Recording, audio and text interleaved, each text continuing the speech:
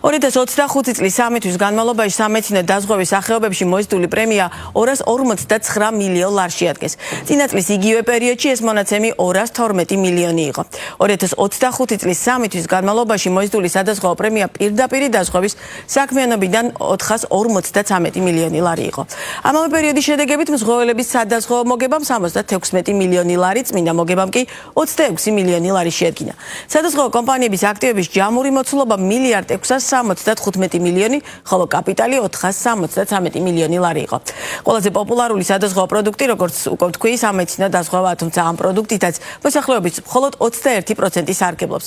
მცირეა დაზღვეული ავტომობილების რაოდენობას და მთლიანობაში ქვეყანაში რეგისტრირებული ავტომობილების მხოლოდ 7%-ია.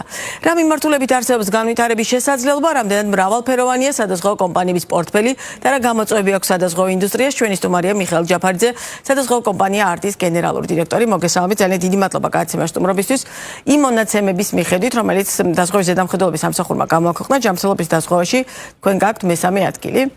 საკმაოდ იმის გათვალისწინებით, რომელსაც ქალბატონი ნინა კობახიძე საუბრობდა, როდესაც პირველ ორ ადგილზე გასული კომპანიებს გარკვეული კავშირები და აფილირება აქვთ სხვადასხვა საფინანსო ინსტიტუტთან, შესაბამისად ეს საკმაოდ კარგად გამოიყურება ეს მაჩვენებელი.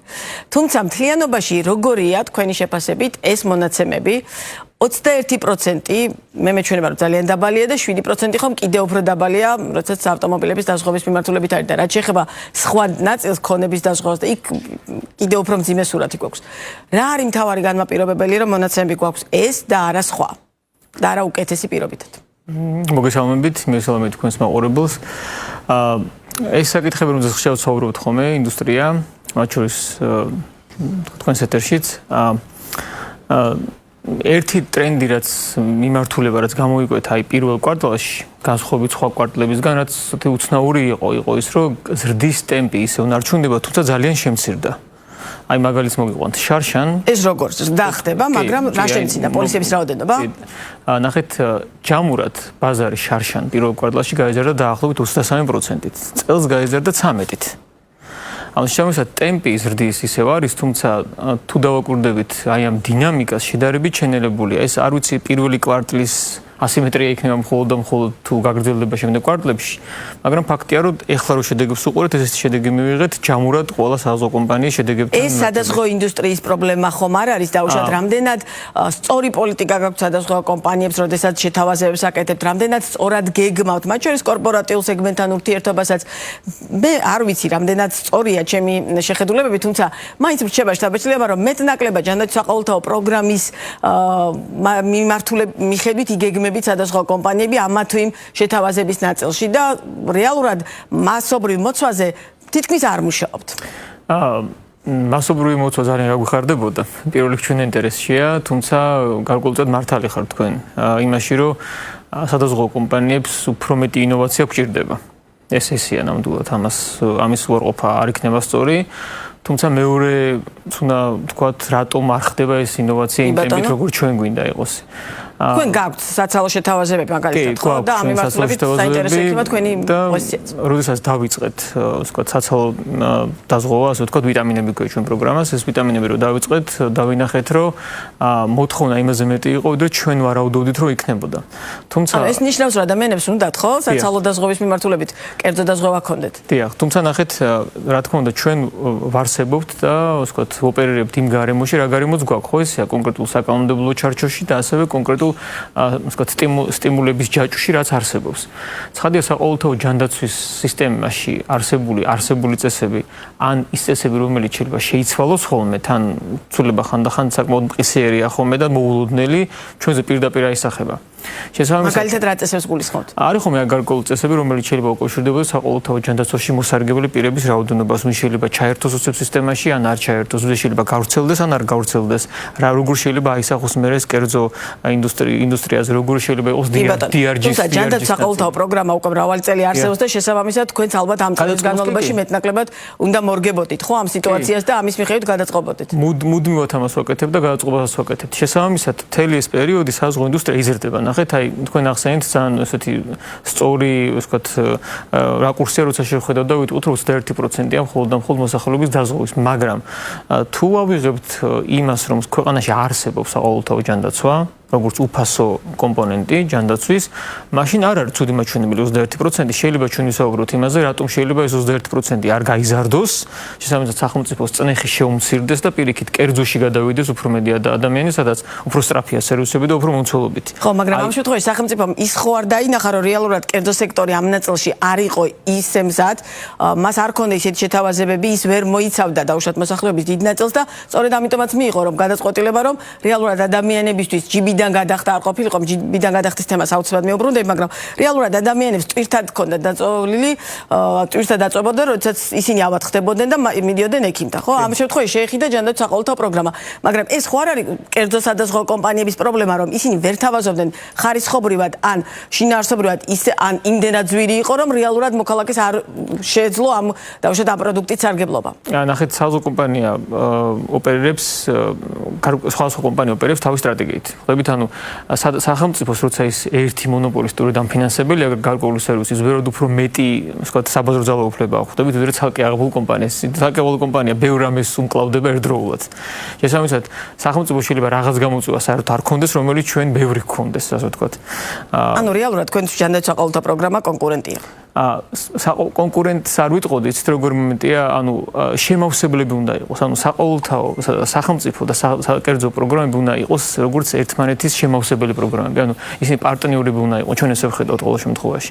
და დღევანდელი სიტუაციით ეს პარტნიორობა ბოლომდე არ გამოდის, იმიტომ რომ ბევრი მაგალითად აი დაშენების თემაზე ბევრჯერ ყოფილა საუბარი, რომ რეალურად ამ მომენტისათვის არსებობს სისტემები, როდესაც ადამიანი შეიძლება დაისაჯოს იმის გამო, რომ კერძო დაზღვევა იყიდა და მე მგონი პირიქით უნდა იყოს, რომ რაც უფრო მეტად იყიდეს ადამიანი კერძო დაზღვევას, სახელმწიფო ამ კუთხით შეიძლება რაღაც სტიმულიც კი მისცეს მას, რომ სახელმწიფოს ტვირთი შეუმცირდეს და პირიქით ქვეყანას დარჩეს მეტი რესურსი მოწყვლადი ჯგუფებისთვის. დღეს სამწუხაროდ ესე არ არის და ამავდროულად თუ ჯანდაცვის ნაწილში მაგალითად აი მთელი რიგი მოდელია, ბიზნეს მოდელი, თუ კლინიკებს უჭირს მაგალითად არსებული განფასებების პირობებში, რაც სახელმწიფოს აქვს კლინიკებთან, ხო? ისინი სახელმწიფოს ფასს ვერ უცვლიან, ეს ხო ფიქსირებული ფასებია, შესაბამისად, ერთადერთი ადგილი, სადაც შეიძლება კლინიკა ფასს შეცვალოს, არის საზღვაო კომპანია და ჯიბიდან გადახდა. გვიმცირდება ჩვენ, გვიცვლება ფასი ჩვენ ცვლით ფასს დაზღვევას, იმიტომ რომ სხვაგან არის. ფასების ნაწილს რაც შეეხება სადაზღვო კომპანიები, რამდენად მოქნილები ხართ ფასებთან მიმართებაში? რა თქმა უნდა, გასაგებია რომ ყველაფერი თუ ძვირდება და სამედიცინო მომსახურება რეალურად ძვირდება, ასეთ შემთხვევაში თქვენ ვერ გექნებათ დაუშვათ რაღაც ისეთი ფასი, რომელიც გქონდათ 5 წლის წინ პირობითად. მაგრამ რამდენად მოქნილები ხართ კონკურენტულ ფასს რამდენად თავაზობთ მოქალაქეს, მათ შორის იგივე სოციალურ მიმართულებით, რომ მას უღირდეს, რომ ამ შემთხვევაში მას გქონდეს იგივე ის გამონაკლისები, რომელიც ძალიან ბევრია თითოეული თქვენგანის ჩამონათვალში. აი ეს გასაგებია, რომ ეს ყველაფერი ფასი ღირს, მაგრამ სადაზღვო ინდუსტრიას განვითარების პერსპექტივა, სადაზღვო ინდუსტრიას გაზრდა, ხო თქვენი ბიზნესია, ხო ჩვეულებრივი და მით უმეტეს განვითარების და სხვა ეტაპზე გადასვლა გინდათ. არ პირობითად 5 წლის წინ თუ იყო რაღაც X შემოსავალი, 10 წლის მერე გინდათ რომ კიდევ უფრო 3X და მეტი შემოსავალი ქონდეთ. აი ამ მოცემულობაში თქვენი პოლიტიკა სადაზღვო კომპანიების რამდენად სწორია და რამდენად არის იმაზე გათვლილი, რომ თქვენს რეალურად შემოსავალი გაგეზარდოთ, მაგრამ პარალელურად მოქალაქე თქვენი დაზღვეული იყოს კმაყოფილი. კმაყოფილი ყველა გაგებით, ანუ ფინანსური ნაწილითაც და დაუშვათ ხარისხობრივი ნაწილით.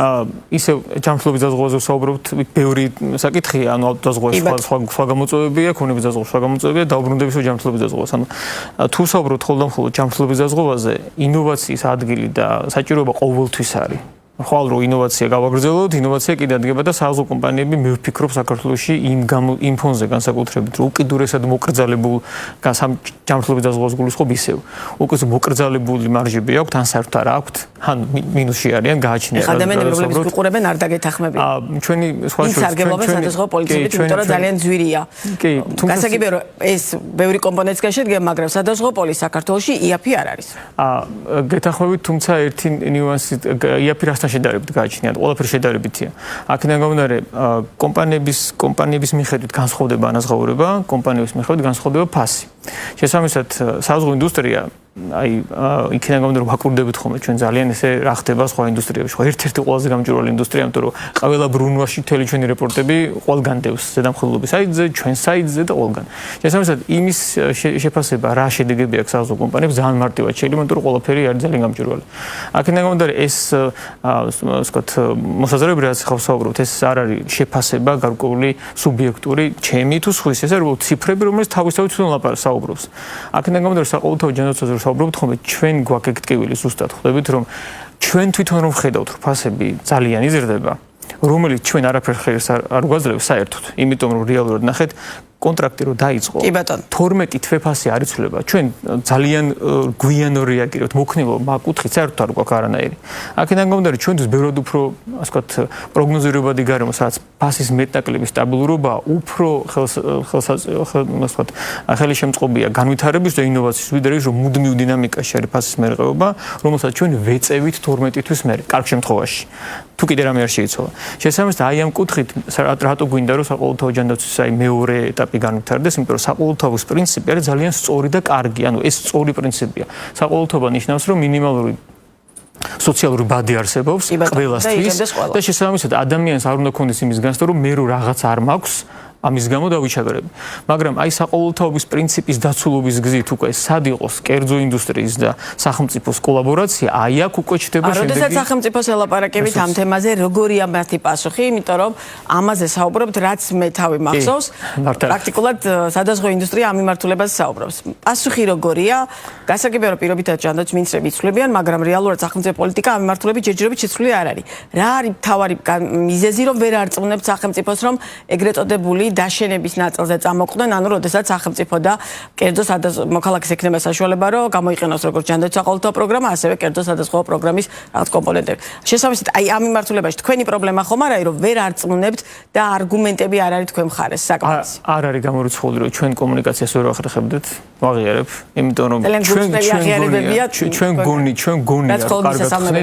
ჩვენ გონია რომ კარგად ხსნით, ჩვენ გონია რომ ხსნით ციფრებზე დაყრდნობით, ჩვენ გონია რომ ხსნით კონკრეტულ მონაცემებს დაყრდნობით, თუმცა არსებობს ცხადია ამის დაშვება, რომ ვთქვათ, არ გავაკეთოთ, არ იქნება სწორი. შეიძლება ჩვენ ვერ ვახდენთ ისეთ ფორმულირებას, რომელიც შეიძლება მეორე მხარეს იყოს მისაღები. ფაქტი არის ის, რომ ჩვენ თავიდანვე და დღესაც ვამბობთ, რომ საყოველთაობის პრინციპი არის ძალიან კარგი. ანუ აქ ვსაუბრობთ სოციალურ პროდუქციას, ასე ვთქვათ. თითქმის სოციალურ პროდუქცია, ხო? აქ შეიძლება ვიღაცას კონდეს, ასე ვთქვათ, კომფორტის ელემენტები, უნდაოდეს ჯანმრთელობის დაზღვევაში, მაგრამ ამაზე არ ვსაუბრობთ. საყოველთაობის პრინციპი უნდა მოიაზრებდეს მინიმალური საჭირო ბაზის, რომელიც ყოველთვის აუცილებელია. და უკვე ზევით თუ იმეს რამე უნდა, ეს თვითონ, ასე ვთქვათ, გაარკვევს კერძო საზღვაო კომპანიასთან თავის პირობებს და თავის ფასს რა უნდა გადაიხადოს, მაგრამ ბაზისი სწორია. და სწორია ამიტომ არის, რომ ჩვენ ხშირად დაგვისვავს ჩვენი თავის შეკითხვა, რომ რატო ვერ ვახდენთ სწორად კომუნიკაცია, რატო ვერ ხსნით ამას ისე, რომ შესაძლებელი იყოს, რომ სახელმწიფომ და კერძომ ერთად კარგად იმუშაონ იმისათვის, რომ ის საბოლოო ანგარიშით ისევ მოქალაქე იყოს, ვთქვათ, დაცული ამ კუთხით და შესაბამისად მეორე მხარეს აქეთ სახელმწიფოს ფიქრობთ, რომ უფრო ეფექტურად შეიძლება იმ რესურსების განკვერგვა, რომელიც მას აქვს. აი ამ კუთხით ეს შეკითხვა, რომელიც ძალიან ძვირიანი შეკითხვაა თქვენ ხარაც და ძალიან კარგი შეკითხვაა, ხო? ჩვენ ხშირად დაგვისვავს ჩვენი თავის, რომ იქნებ რაღაცას ვერ ხსნით კარგად. აი შეიძლება ციფრები გასაგებია, ეს გასაგებია და იქიდან მხარესაც ნამდვილად ვერ ვიტყვი, რომ არ ყოფილა, რომ ასე ვთქვათ, მოსმენიათ, უთქვამთ, რომ საჭიროა, ნაბიჯის გადათქმა საჭიროა, მაგრამ აი როდის, რატომ და ნება როდის იქნება, ან რატომ არა თუნდაც, ხო? იმდენად მრავალწახნაგიანია, ხო, რომ ჩვენ ბოლომდე ვერ ვახერხებთ ხოლმე ამის გააზრებას. შეიძლება ჩვენ ვერ ვახერხებთ, მაგრამ ნებისმიერ შემთხვევაში ადრე თუ გემფიქრობ ეს გაირკვევა. ამ მიმართულებით სამუშაო გექნება. და კერძო სახელმწიფოს თანამშრომლობა უბრალოდ გარდაუვალია. ეს ნებისმიერ შემთხვევაში მოხდება, აქ საუბარია როდის მოხდება. კი ბატონო, აუცილებლად მინდა ვიკითხო ის თემა, რომელიც ძალიან მტკივნეული იყო წლების განმავლობაში და ბოლო პერიოდში, როგორც მე ვხვდები, კიდევ არის ძალიან სერიოზული პრობლემა სადაზღვევო ინდუსტრიის განვითარების მიმართულებით, რომელზეც ნინა კობახიძე საუბრობდა, როდესაც საბანკო სექტორი კონკრეტულად урჩევს არაპირდაპირ შეიძლება, მაგრამ რეალურად урჩევს, რომ კონკრეტულად ამა თუ იმ სადაზღვევო კომპანიის დაუშვათ პოლისით დაინტერესდეს მოქალაქე. თქვენი შემთხვევაც სწორედ ამიტოა საინტერესო, საქართველოს ჯანდაცვის ჯგუფის შეიძინა არდი და შესაბამისად სწორედ აქედან გამომდინარეც ვკითხულობ ახლა ამას. რეალურად გარკვეულწილად საბანკო სექტორი გეხმარებათ თუ არა განვითარებაში, ან თლიანობაში ამ ნაწილს ეხმარება თუ არა კომპანიების და დაუშვათ აი ამ შემთხვევაში სად არის კონკურენციის რა რესურსები არსებობს ქვეყანაში, ანუ და რამდენად კონკურენტულია ეს გარემო. მიუხედავად რომ 19 სხვადასხვა კომპანია არსებობს, მაინც წლების განმავლობაში მე ამ სექტორს ვაკვირდები, ალბათ ძალიან ბევრი წელია. ჩვენი შემდგომი სტუმარი ბატონი დევი ხეჩინაშვილია და მე და ბატონი დევი პრაქტიკულად ამ თემაზე ვსაუბრობთ ძალიან ბევრს. მრავალი წლის განმავლობაში. სწორედ ამიტომაც ვკითხულობ, რომ ძირითადად რეგიონი მოთამაშეები არიან სადაზღვო ინდუსტრიის დავუშვათ მოგების შემოსავლებისა თუ მოზიდული პრემიების ნაწილში ლიდერები და ამიტომაა საინტერესო რა ხდება ამ ბაზარში, რომ სხვა დავუშვათ მოთამაშეების შემოსვლა ისეთი მასშტაბით ვერ ხდება. ესეც მაგარი შეკითხვა, მაგრამ აქ ოდნავ განსხვავებული პასუხი მექნება. კი ბატონო. და ეს განსხვავებული პასუხი მქონდა ბოლო 10 წელია 15 და იგივე პასუხი მაქვს ეხაც, იმიტომ რომ კონიუნქტურის მიხედვით ხადია პასუხი არ უნდა შეიცვალოს თუ სწორი პასუხია. ანუ ნახეთ, თავისთავად ფლობა არ შეიძლება იყოს პრობლემა, ხვდებით, ფლობა პრობლემა ვერ იქნება. ყველას აქვს უფლება რაღაცას ფლობდეს. პრობლემა შეიძლება იყოს ფლობის დროს ჭარბი საბაზრო ძალაუფლების არასწორად გამოყენება. ეს სხვა კატეგორია, ამისთვის ჩვენ კანონები გვაქვს და ამისთვის გვაქვს სპეციალური ორგანო, რომელიც ამას უყურებს. შესაბამისად, თუ მსგავსი რამე იქნება, მათი საქმეა ჩემი ესეც გააკეთონ. რაც შეეხება ჩემ უშუალო პოზიციას, მე ესე ვხედავ, იმის და მიუხედავად, რომ ნამდვილად მესმის ხოლმე და ჩვენს გვიგრძნია ეგ დამიჯეროთ, რომ არასწორად რაღაცა შეიძლება გვიგრძნო, რომ ეს არასწორი ქმედება იყო და არც ეთიკურად არ იყო მინიმუმ სწორი. ამ შემთხვევაში იმ კომპანიის გადმოსახედიდან, რომელიცაც პირობითად რომლის პოლისაც შეიძლება ურჩევდეს ესა თუ ის კონკრეტულად ადამიანი, ბუნებრივია ხა შემოსავლის წყაროა და შესაბამისად ბიზნესია და აბსოლუტურად კონკურენცია. ეთიკური ნაწილი გასაგებია, მაგრამ აბსოლუტურად შემოსავლების და მოგების ნაწილით უყურებთ ხო ყველაფერს ხო? რაც მეტი კლიენტი გეყოლებათ, მით მეტი შემოსავალი გექნება. კი, თუმცა ნახეთ როგორი მომენტია, აი ჩვენ შემთხვევაში, მაგრამ არდის შემთხვევაში, ხო? ჩვენთან ეს კონტრიბუციები იყო ზუსტად 0-ის ტოლი. ეხაც 0-ის ტოლი შევამჩნევდი, რამე რო ყოფილიყო, უცბად შევამჩნევდი, მაგრამ ეხა 0-ის ტოლია, ცხადია ჩვენთვის და ნებისმიერ სხვა საზღვაო კომპანიისთვის ის რომ ყავს რაღაც როგორ გითხრათ, ესეთი მძლავრი ფინანსური ნაკადების წყარო, არც ერთი ბიზნესის ცხადია ცუდი არ არის, ყველას კარგია, მაგრამ საბოლოო ანგარიში ყველა კომპანია უყურებს რამდენად თვითმყოფადია ეს ბიზნესი, რომელიც არის. ჩვენთანაც არის ხვაობები, პირდაპირ გეტყვით, არის კონკრეტული საფინანსო ინსტიტუტები, სადაც ეს ვერტიკალი შეიძლება ძალიან ძლიერი იყოს, არის სადაც ვერტიკალი საერთოდ არ არსებობს. უბრალოდ არ არსებობს, იმიტომ რომ ბიზნესს აქვს თვითმყოფადობის სხვანაირი სისტემა, ასე ვთქვათ. შესაბამისად, თუ ყველა ბიზნესი თვითმყოფადობისთვის იბრძვის თვითონ, ხო, აი ამ კონგლომერატებში, ხო, შესაბამისად ეს პრობლემას არ წარმოადგენს და თუ წარმოადგენს, ეს სხვისი გასარჩევია, მე ესე ვხედავ ყოველ შემთხვევაში და არდიში ჩვენ ესე ქონდა სულ, ეხაც ეგრე გვქონდა ალბათ უნდა ესე გვექნება, რომ ერთ-ერთი გამოსავალი ასეთი რაღაცების დროს არის ვთქვათ, როგორ თქვა, ინოვაცია. მუდმივად უნდა ეძებო რაღაც, რომელიც ჩვენ შეგვიძლია გააკეთო ამ გარემოში და იმის და მიუხედავად, რომ ჩვენ, აი, ნახეთ 15 წელს გახდა წელს არდი. და 15 წლის მანძილზე ჩვენ ისევ იგივე გარემოში ცხოვრობდით, როგორც ცხოვრობდნენ ჩვენი კონკურენტები და შესაძლოა ჩვენც გვეთქვა იგივე, რომ აი აქ ვხედავთ პრობლემას, არასდროს ეს დასაწყისში. ჩვენ არ გვთქვამს არდის ეს პოლიციას არ ქონია, არდი ამობდა ერთ რამეს, რომ ნახეთ საბანკო კონკურენციაში არ ვხედავთ პრობლემას. ჩვენ ვხედავთ პრობლემას კაპიტალის ბაზარში. კი ბატონო. ჩვენ ამას ვხედავდით და რას გულისხმობ, ნახეთ, კაპიტალის ბაზარზე არის დაბალი კონკურენცია. თუ კაპიტალის ბაზარი განვითარდება საქართველოს, რომელიც არ არის განვითარებული, ხო, აი ობლიგაციების ბაზარზე ვსაუბრობ და ასე შემდეგ, ხო? კაპიტალის ბაზარი თუ განვითარდება, როგორი სიდიდესაც არ უნდა იყოს და აი აქ მომისმენია სხვათა შორის ძალიან ბევრი არგუმენტი. რომელიც უკავშირდებოდა იმას, რომ პატარა იქნება კაპიტალის ბაზარი, ლარი ვისრათ უნდა და ესეთი არგუმენტები მომისმენია ბევრი, მაგრამ მე ვთვლი, რომ საბოლოო ანგარიში ნებისმიერ ბაზარს აქვს უფლება არსებობდეს და იცხოვროს და იყოს იმხელა, რამხელაც იქნება.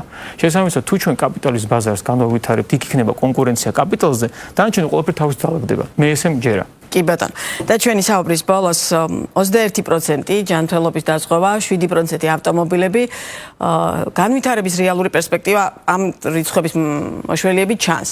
მაგრამ სადაზღვო ინდუსტრია რამდენად მზად ხართ და საინვესტიციო კუთხით, რამდენად საინტერესოა დღეს საქართველოს სადაზღვო ბაზარი. გასაგებია, რომ სახელმწიფო საყოველთაო ძალიან კარგი იქნება, თუ სახელმწიფო დაუშვათ იგივე მესამე პირის პასუხისმგებლობის დაზღვევა შემოიღებს და სავალდებულო დაზღვევის ნაწილს ამოქმედებს. თუმცა ამის გარეშე საქართველოს სადაზღვო ინდუსტრია არის თუ არა საინტერესო და რეალურად მაგალითად წელს რამდენ პროცენტიანი ზრდა გაგიგმილი, ანუ რა რისკები და რა ფაქტორებმა შეიძლება რომ აი ამ თქვენ ზრდას ხელი შეუშალოს. ან არ შეუშალოს. იცით, პირველ რიგში ვთქვათ, გავარჩევთ ალბათ ინვესტორში ვირთვლით. თუ თვლით ინვესტორში უბრალოდ რაღაც ჯგუფის ფული აქვს, ხო, ეგ სხვა, თუ საუბრობთ ინსტიტუციური ინვესტორებზე, რომელსაც გრძელვადიანი ხედვა აქვს, თვლიან 5, 10, 15, 20 წელზე, ხო? და ეს არის დიდი მსხვილი მულტიმილიარდიანი კომპანიები, ხო, მსოფლიოს. მაშინ ჯერ საქართველოს ადრეა.